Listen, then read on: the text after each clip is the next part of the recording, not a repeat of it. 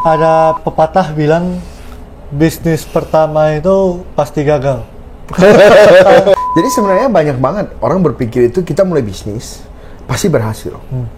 Kalau di bisnis itu diomongin super gampang. Karena bisnis itu banyak faktor yang kita nggak bisa ukur. Tetapi kita suka banget merasionalisasi bisnis dengan logika. Padahal nggak bisa gitu. Misal nih contoh, kita pengen buka coffee shop. Betul. Let's say kita berdua pengen buka coffee shop. Dikatakan coffee shop pertama sama kedua ini akan struggle. Iya. Jadi agak agak sulit. sulit untuk berhasil gitu. Nah, jadi caranya adalah lu kerja dulu di dua tempat nih, di dua coffee shop dulu. Hai guys, welcome back to channel kami Hubungan Manusia dengan gua Desmond. Dengan saya Hartono. Ada pepatah bilang bisnis pertama itu pasti gagal. Ada nggak? Atau nggak ada? Ada juga ngomong sih. Ya, kali ini kita pengen bahas tentang jadi topiknya ini bisnis pertama pasti gagal. Mungkin ini agak jarang Gak pernah dibahas kayaknya. Jarang ada yang kasih tahu kali ya kita. Kalau lu pertama kali atau lu awal-awal ini pasti akan lumayan sulit gitu. Betul. Atau mungkin bisa jadi lu pertama kali meroket tapi gak lama hancur. Betul. Itu juga mungkin gitu. Jadi kita pengen share aja sih dari cerita, dari pengalaman kita yang pernah kita dengar gitu ya. Nah, kalau menurut lu sendiri gimana nih tentang point of view bisnis pertama itu sebenarnya nggak seindah yang kita lihat. Digembar-gemborkan lah. Digembar-gemborkan. Dengan entrepreneur di luar sana gitu. Bener. Jadi sebenarnya banyak banget orang berpikir itu kita mulai bisnis pasti berhasil. Kalau di bisnis itu diomongin super gampang, jujur gampang banget. Contoh, kita ngomong bisnis emas. Kita beli 5.000 jual 6.000, cuan. Kayak contoh kita beli 1 juta jual 1 juta 5.000, cuan 5.000, beres. Emas gak mungkin turun, tiap tahun naik terus. Duit kita udah pasti aman punya, bener nggak? Iya. Nah, kalau diomongin bisnis apapun cuan lah. Kalau diomongin ya. Logikain kayaknya. Kalau logikain, gitu. karena bisnis itu banyak faktor yang kita nggak bisa ukur. Tetapi kita suka banget merasionalisasi bisnis dengan logika. Padahal nggak bisa gitu. Atau kita ngomong bisnis air minum. 1 galon 9.000, modal cuma 2.000, bersihin apa segala macam, ambil air dari pegunungan, difilter, RO segala macam. Cuan 7.000, potong gaji karyawan 2.000 lah. Cuan 5.000, sehari jual 1.000 aja udah 5 juta. Semua bisnis kalau kita omongin pasti untung, Mon. Nggak ada yang nggak untung, bener nggak? Tetapi bisnis itu banyak banget faktornya. Contoh, jual air minum kita tinggal ditipu karyawan, dimakan duitnya sama karyawan. Jual emas duitnya mandek. Duitnya kita kalau senilai 1 miliar nggak kelihatan. Emas 1 miliar itu cuma sekilo. Iya. Cuma 1.000 gram. Gitu, iya. Cuma segini, lu toko gede-gede. Segini doang emas lu. Gitu loh. Cuma sekilo gitu. Lu mau tambahin sekilo lagi, lu harus bayar bunga. Iya. Gitu loh. Kan maksudnya nggak seindah itu gitu. Kayak handphone, jualan handphone. Juga kita ngomong beli 5 juta, jual 5,2, cuan 200.000. Belum orang rusak, minta kita titip buat ke service center. Belum lagi kalau seandainya barangnya gak laku. Belum lagi kita bikin promosi. Gitu, beli handphone gratis power bank apa segala macem gitu, maksudnya modal juga banyak gitu, belum gaji karyawan apa. Jadi kalau bisnis itu kenapa sih kita ngomong bukan berarti kita gak bisnis, enggak, maksudnya kalau kita sudah tahu bisnis pertama itu kemungkinan gagalnya itu 90%, kita itu antisipasi gitu. Jadi kita bukannya pesimistis gak usah bisnis, enggak gitu loh. Nah kalau lu sendiri, Mon? Kalau lu inget gak ada salah satu teman kita, teman di organisasi juga kebetulan. Dia kebetulan itu kerjaannya itu kayaknya audit sambil kayak misal ada company gede mau masuk ke Indonesia, dia akan minta datanya ke dia dulu. Oh iya. Ya kan, dia akan minta datanya visibility study. Visibility study. Jadi akan survei market lah. Survei market, betul. Dia pernah dengar cerita dari dia itu. Jadi gini, misal nih contoh kita pengen buka coffee shop. Let's say kita berdua pengen buka coffee shop. Dikatakan coffee shop pertama sama kedua ini akan struggle. Iya. Jadi agak sulit untuk berhasil gitu. Nah, jadi caranya adalah lu kerja dulu di dua tempat nih, di dua coffee shop dulu. Betul, ya, betul. Lu kerja coffee shop 1, lu belajar misal setahun. Betul. Coffee shop kedua lu belajar lagi setahun. Coffee shop yang ketiga ini adalah coffee shop yang kita buka sendiri. Betul. Itu Dan cara ini, minimalisir ya. Meminimalisir kegagalan. Gitu. Betul. Dan chance-nya katanya ya sekitar 50% lah. Betul, Ya betul. Waktu itu kayak gitu ya ceritanya. Betul. Jadi coffee shop pertama itu mungkin kemungkinan lu sukses cuma 15%, coffee shop kedua 35%, coffee shop ketiga udah bisa 60-70. Ya, dengan lu belajar dulu. Jadi daripada lu buka, daripada lu kerja. pakai modal lu kerjain dulu 2 tempat.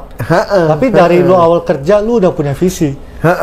Lu memang mau buka, jadi lu sambil belajarin semuanya. Lu belajar manajemennya, supply jadi chain-nya. mindsetnya ini beda dengan lu cuma kerja sebagai barista atau karyawan biasa. Betul. Karena di otak lu tuh lu udah pikir, habis ini gua 2 tahun lagi udah buka coffee shop.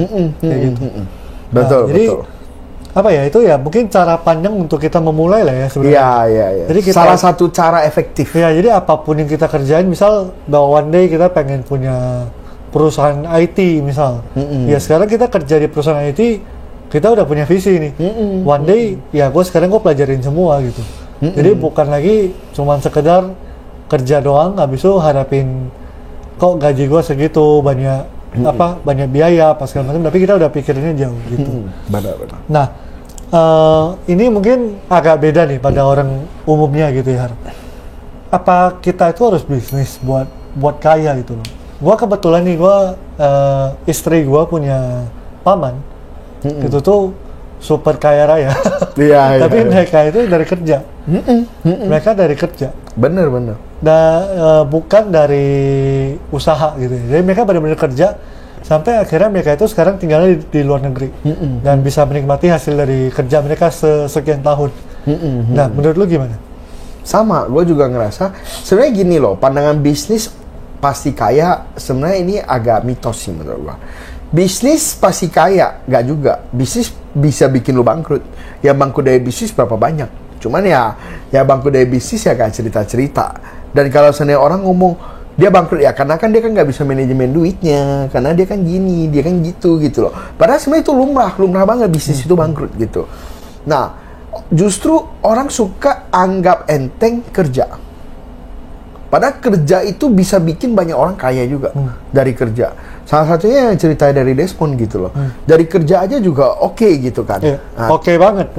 Malah lebih kalau dibandingin semua yang bisnis di keluarga itu, ini nomor satu lah. Bener. Top tier gitu loh, nomor 1 gitu, bener nggak?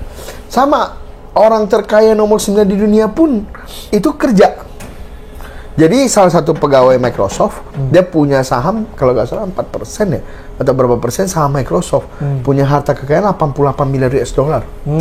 Super tajir. Tapi ini nanti cek di Google lagi ya, saya udah agak lupa. Tapi saya pernah dengar gitu loh, maksudnya ini yang jarang diekspos oleh orang. Ini yang kayak ya gue gak ngerti ya kenapa di internet atau apa itu selalu menggembar-gemborkan bisnis banget gitu loh. Bukan berarti gak usah mulai bisnis, enggak loh. Mulai bisnis oke, tapi kalau bisnis jangan jangan optimis ataupun jangan pesimis, harus realistis gitu loh. Kalau seandainya lu bisnis juga realistis, musuh terbesar bisnis itu bukan pesimis, musuh terbesar bisnis itu optimis. Lu over optimis bangkrut. Lu kalau realistis, lu lebih bisa lihat apa adanya. Jadi nggak selalu harus bisnis gitu. Oke. Nah, kalau waktu dulu lu pertama kali bisnis, kira-kira gimana tuh ceritanya tuh? Jadi dulu itu kita itu ada bisnis sama Cece sama adik saya, bisnis handphone. Wah, masih ingat banget, bisnis iPhone gitu loh. Jadi kita beli dari luar negeri, kita jual di Indonesia gitu. Nah, waktu itu kita kalau hitung-hitungan sumpah gampang banget. Hitung-hitungan pasti cuan. Karena waktu itu kita beli 14 juta, jual 19 juta. Bahkan udah bayar bea cukai pun masih untung. Jadi gede banget, cuan banget lah gitu loh. Padahal kita udah bayar pajak apa segala macam, itu bisa tetap untung gitu. Nah, tetapi waktu itu kita pas awal-awal kan cuannya gede. 4 juta, 5 juta, 1 biji. Ternyata terakhir-terakhir itu kita bisa rugi. Dan kita nggak sadar. Jadi dulu kalau ada yang nawar, kita nggak pernah mau kasih. Nggak bisa bos, harga udah pas, apa segala macem gitu loh. Ternyata di ujung-ujungnya kita kelebihan barang. Kita masuk karena over optimis, kita masuk begitu banyak. akhirnya di ujungnya itu kita barangnya mati. Harganya udah turun gitu. Harganya anjlok. Satu hari itu gue masih inget, satu hari itu bisa turun 500.000 sampai 1 juta per hari. Jadi kalau kita bahkan dulu itu ya masih ingat, pernah COD ketemu orang buat beli barang itu jam 12:30 malam. Jam 12:30 malam di Pluit, di taman. Bingung itu orang berani dan saya juga mau gitu ya. Terus bayarnya cash lagi. Masih pakai flash HP. Jadi si Suhu pegangin, hitungin tuh. Adik saya pegangin, saya hitungin. Jadi kita dulu bisnis 24 jam. Jam 2 subuh dia ngomong mau COD, kita samperin. Rumahnya di mana, kita samperin. Karena beda sehari turun langsung harganya, gitu. Nah itu yang kita nggak pernah bisa antisipasi waktu itu. Kita selalu salah prediksinya itu di sana, di bisnisnya itu ternyata bisnis ini super fast moving. Jadi kita itu gerak kurang cepat, padahal udah apalagi zaman sekarang kan. Nah lebih ngeri lagi. Dengan teknologi secanggih sekarang. Betul. Berubahnya mah cepet banget. Pasti berubahnya cepet banget gitu. Cuma waktu itu kita ngerasa bisnis ini gak sustain, gak apa, akhirnya kita tutup, kita bagi hasilnya bertiga gitu. Bukan bangkrut sih, tetap menghasilkan, tapi gak sebesar, gak sebesar yang kita harapkan gitu. Nah kalau lu sendiri Mon? Gua pertama kali ya mau dibilang bisnis ya enggak juga lah ya. Kerja, maksudnya mau bilang kerja juga enggak sih. Itu waktu sekolah sih dulu. Pasti banyak pernah dengar itu dulu MLM. Iya. MLM TMC dulu namanya. TMC. Ada apa sih? Singa terbang. Singa ada tahu. Logonya. Iya. Jadi dulu tuh ya udah pas sekolah, jadi ada temen join MLM.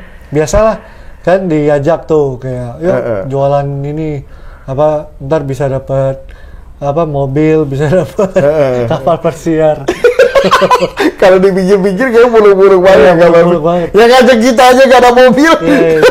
Jadi dulu ya gitu diajak ya pengalaman lah dulu jualan tapi buat dari sana ya belajar komunikasi, jadi disuruh baca buku. MLM kan biasa tuh baca buku How to Win Friends and Influence People.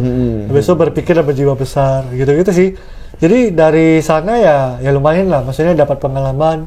Habis itu ya dapat kenalan juga yang hari ini mungkin juga beberapa ada yang jadi klien saya segala macam. Ya tetap berteman sih. Tapi ya dulu pengalaman pertama kali ya gitulah, MLM masih muda. Gue yakin sih yang nonton juga banyak ya. Paling nggak ada lah. Ada lah yang pernah join. Pernah. Iya. Nah kurang lebih gitu lah ya. Jadi kali ini topik kita tentang bisnis pertama pasti gagal. Tapi gagal ini juga banyak hikmahnya sih. Banyak pengalaman, banyak pelajaran yang bisa kita ambil yang akhirnya bikin kita lebih dewasa dan ketemu peluang baru, kita lebih siap. Betul. Dan terakhir nih buat ini. Bukan berarti kita nggak bisnis. Tetapi justru bisnis pertama itu kita minimalisir resiko dan banyak belajar. Biar di bisnis-bisnis berikutnya itu kita masih punya peluru, masih punya modal, dan saatnya kita udah pinter. Gitu. Jadi kita udah cara pandangnya sih sebenarnya. Mindsetnya, mindset cara pikir kita itu penting. Betul. Jadi hati-hati di bisnis pertama. Bukan berarti jangan mulai, justru mulai aja gak apa-apa. Asal resikonya itu terminimalisir. Gitu. Oke, sip. Oke guys, thank you udah nonton. Jangan lupa like, subscribe, dan di-share ke teman kalian yang butuh denger ini. Sampai ketemu di video berikut. Thank you.